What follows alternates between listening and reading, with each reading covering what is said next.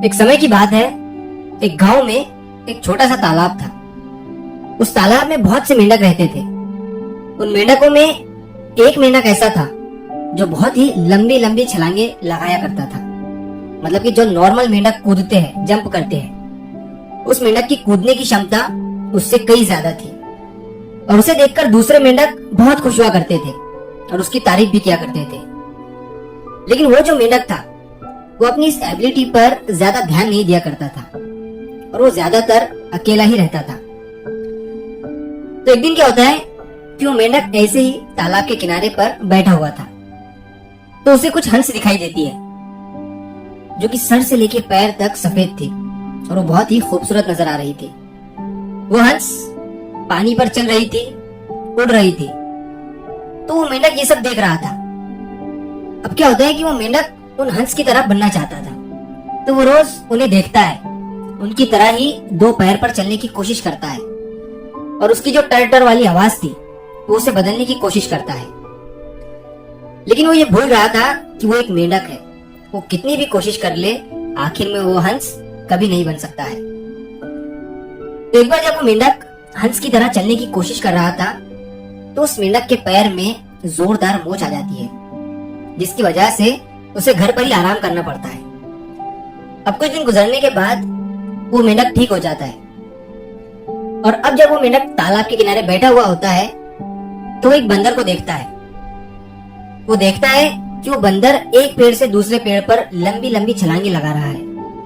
जब वो मेंढक उस बंदर को देखता है तो वो बड़ा खुश हो जाता है। तो वो मेंढक सोचता है कि छलांग लगाने में तो मैं भी माहिर हूँ, तो क्यों ना मैं भी एक बार पेड़ के ऊपर चढ़कर इस बंदर की तरह छलांग लगाता हूँ। तो वो मेंढक सब कुछ छोड़ छाड़ कर एक पेड़ के ऊपर चढ़ जाता है और वो भी बंदर की तरह पेड़ पर छलांग लगाने का सोचता है। और वो जैसे ही छलांग लगाता है तो वो उस पेड़ से नीचे गिर जाता है। तभी वो देखता है कि एक छोटा सा मेंढक उसे देखकर उसकी तरह ही पानी में छलांग लगा रहा था। जब वो उस छोटे मेंढक से पूछता है कि तुम मुझे देखकर ये क्या कर रहे हो, तो छोटा मेंढक इस बड़े मेंढक से कहता है कि मैं आपकी तरह बनना चाहता हूँ। आप इस तालाब के सबसे तेज और लंबी छलांग लगाने वाले मेंढक हो, और सिर्फ मैं ही नहीं बल्कि दूसरे और भी मेंढक है जो आपकी तरह छलांग मारना सीखना चाहते हैं। ये सुनने के बाद वो मेंढक हैरान हो जाता है और वो उस छोटे मेंढक से पूछता है कि आखिर तुम मेरे जैसा क्यों बनना चाहते हो। तुम उस बंदर को देखो, वो बंदर तो मुझसे भी लंबी लंबी छलांगे मारता है और वो भी पेड़ के ऊपर। तुम उस बंदर की तरह क्यों नहीं बनना चाहते हो। तभी वो छोटा सा मेंढक उस बड़े मेंढक से कहता है कि यकीनन वो बंदर पेड़ों पर बड़ी बड़ी और लंबी लंबी छलांगे मार रहा है, लेकिन वो ये सब पानी पर नहीं कर सकता है जो तुम कर सकते हो। और आखिर मैं उस बंदर की तरह क्यों पेड़ों पर छलांग लगाऊं, जबकि मैं पेड़ों के लिए बना ही नहीं हूँ और ना ही मेरा शरीर उसके लिए बना हुआ है।